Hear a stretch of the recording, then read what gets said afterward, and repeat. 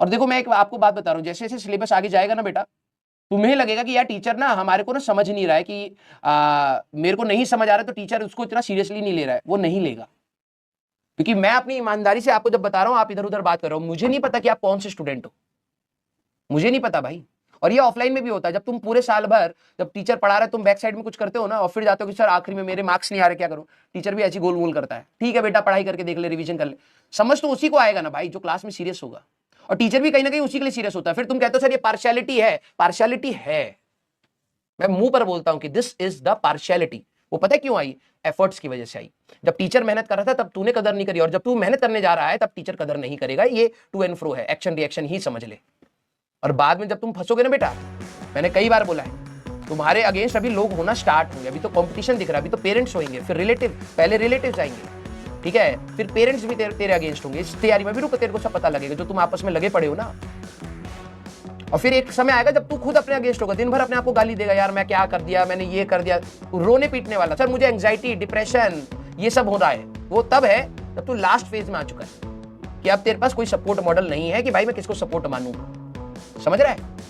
उस समय भी टीचर पढ़ा ही रहा होता है, ये मान करके कि काश शायद तू पढ़ रहा हो, लेकिन जो ये चीज तुम कर रहे हो ना बेटा, ऐसा फंसोगे। हर साल ये कीचड़ में बच्चे गिरते, और मुझे नहीं समझ आता कि इनको समझ क्यों नहीं आ रही कि भाई हर साल फेल करने वाले रेशियोज बहुत बड़े हैं, बहुत ज्यादा बच्चे फेल कर रहे हैं, नहीं सिलेक्शन होता भाई, सच्चाई बता रहा हूं। सर मैं फिर छोड़ दूं, छोड़ के कहीं पे भी चला जा, वहां पर भी यही मिलेगा, इतनी पॉपुलेशन है कंट्री की, ठीक है।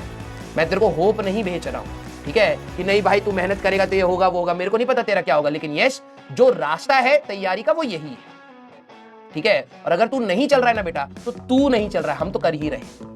और इसमें से 10, 15, 20, 25 जो बच्चे पढ़ने वाले होंगे एट द एंड वो सिलेक्ट हो जाएंगे। फिर तुम बाद में कमेंट करते रहना उनके नीचे कि यार ये तो फेक है, या तो ये है, ये इस बच्चे का कैसे सिलेक्शन हो गया, वहां पर तो इसका ये रैंक, वो रैंक, ये मार्क्स पे ये रैंक। कर ले भाई, उसको जो मिलना था वो मिल गया। तू बैठियो प्राइवेट में, वो बैठेगा अपने अच्छे कॉलेज में। तू कमेंट कर और वो अपनी करियर बनाएगा, कमेंट में ही रह जाओगे तुम, ठीक है। और तुम्हें अभी पता भी नहीं है बेटा, तुम 10वीं से अभी निकले हो ना, तो अभी तुम्हारे पास क्या है ना, तुम्हारी हवाबाजी है, ठीक है, तुम्हारी अभी हवाबाजी बहुत जल्द निकलती है। 11वीं बहुत पटक के मारती है, और फिर तुम्हें ना अपने सीनियर भी मिलेंगे, भाई कर लो अभी मेहनत, नहीं तो बाद में पछताओगे। तुम्हें नहीं समझ आ रहा ना वो पेन क्या होता है जब वो बोलते हैं, ठीक है।